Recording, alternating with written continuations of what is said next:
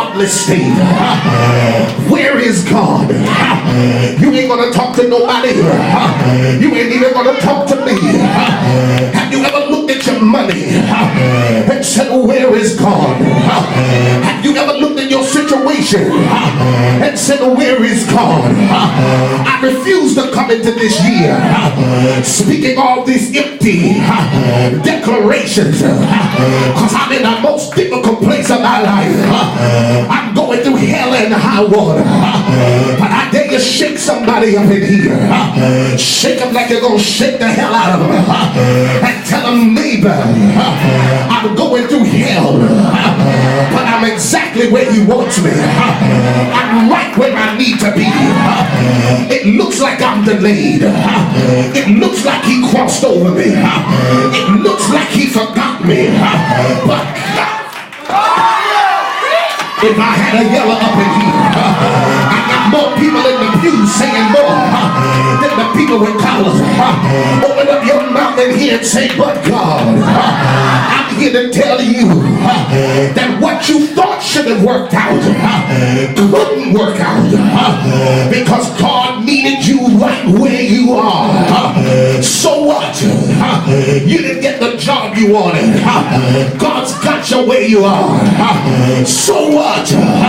You done fallen behind in your bills. God's got you exactly where he wants you, but he couldn't confirm it until you laid down on the hard place. He couldn't confirm it until things got difficult. He couldn't confirm it until you lost your zeal. He couldn't confirm it until all your strength was gone. And God said, now that you're depleted, now I can deal with you. Jacob went to sleep in the difficult place, and he saw a ladder whose foot hit the earth, whose top reached the heaven.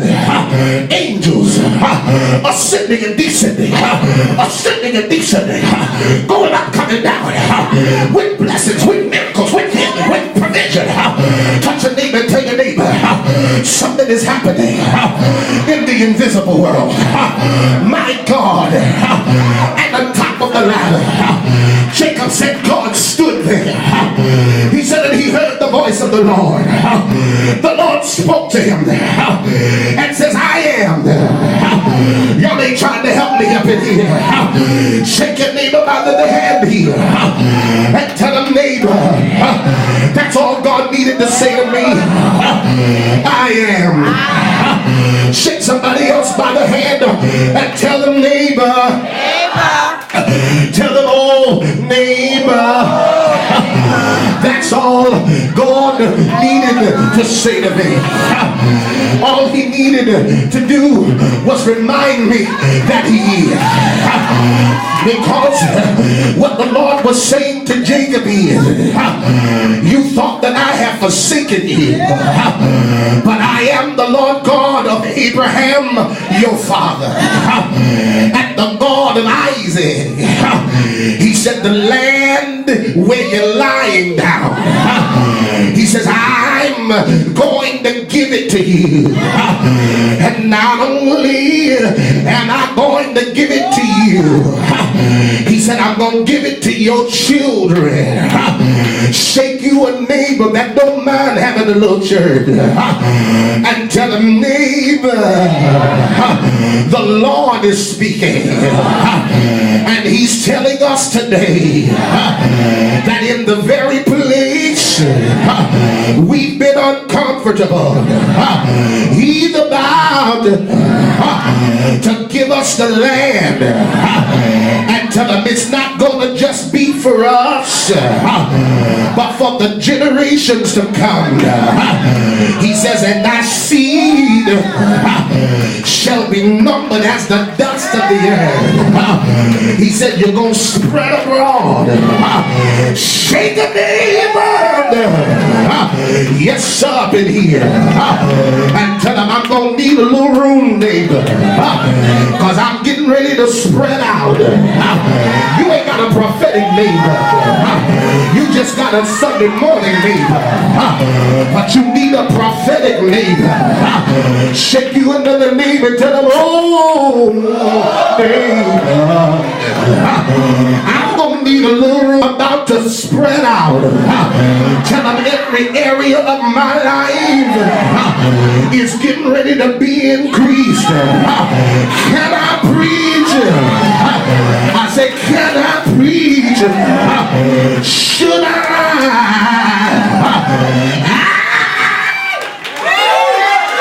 don't have the church hollering at me today, but I dare you to high five somebody and tell them, neighbor, I'm about to change my position.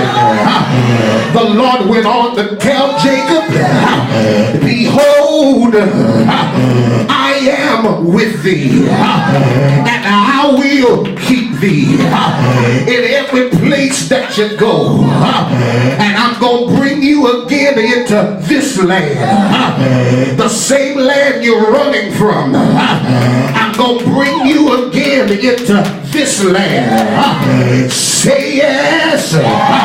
He says, and I will not leave you until what I've spoken has come to pass. Shake your neighbor and say, neighbor, I thought I was forsaken, but the Lord is still with me. You need an honest neighbor. Shake a neighbor that you can be honest with and say, neighbor, I want to know, how could God still consider me as guilty as I've been? David said, whoever that you are mindful of me, shake your neighbor and say, neighbor, I'm on the mind of God. Say yes. Yes. I said, say yes to me. Shake somebody else and tell them, neighbor, I said, I'm on the mind of God. Just a little bit now. I want to tell y'all in here what the Lord is saying. What the Lord, yes sir. Touch somebody and tell them, neighbor, the Lord is speaking to us now, and we must listen and pay attention. This is what God is saying. Listen and pastor, please. Why would God consider Jacob when Jacob was a lion? Why would God consider Jacob when Jacob is a supplanter? Jacob was a trickster. Jacob stole from his brother. Jacob lied to his father. Jacob plotted with his mother. Why would God consider him? Well, this was baffling to Jacob. This very question was asked by Jacob because the next verse said that he awake out of sleep and he was dumbfounded and said, surely the Lord is in this place, and I didn't even know it. He said, the Lord is in this place, and I didn't even know it. Let me try this out. He said, the Lord is in this place, and I didn't know it. Let me conclude this, and I'll pick it back up Wednesday. But this is what Jacob was saying. Jacob said, how dreadful, how frightening is this place. Destruction is attractive. I don't hear nobody, but better is frightening. Jacob looked at the vision and said, God showed me better, but I know who I am, but I know what I've done, but God just told me better. I'm scared, but this is what he did, Kaja, and I'm through today. Jacob got up and took the two stones that were pillows and turned them into a post. Can y'all hear me? I said, can you hear me? Can I use this chair. He laid down on 2 pillows. But when he got up, he stacked it together and said, this is not a resting place. This is something to build on. I was weary. I got tired. I was ready to retire. I was ready to quit. But the answer is not in my retirement. The answer is to build. But then Jacob did something that I want y'all to remember, because when trials get difficult this year, it's not the devil, it's God. Jacob said, I can't build unless I build with God. He stacked the 2 pillars and poured oil and said, this is Bethel, the house of God. Shake your neighbor and tell your neighbor, I anoint every difficult place in my life and I'm turning it into a sanctuary. Shake somebody else and tell them, say neighbor, it was hard for me to sleep from the same place when I was weary. I'm getting ready to worship, cause the difficult place has become my sanctuary. Build with it. Don't quit. Don't throw in the towel. Build on it. You got the tools to build. Is there anybody here in this room? Shake your neighbor like you feel like having a little church. You got a quiet neighbor. They try to keep you prisoner on that road. But I dare you, shake somebody. You ain't shook yet. Tell a neighbor, I'm getting ready to anoint the place where I live. I'm anointing the place where I work, and I'm turning it into a sanctuary. There's too much carnality around me. I'm in the season. I don't need carnality.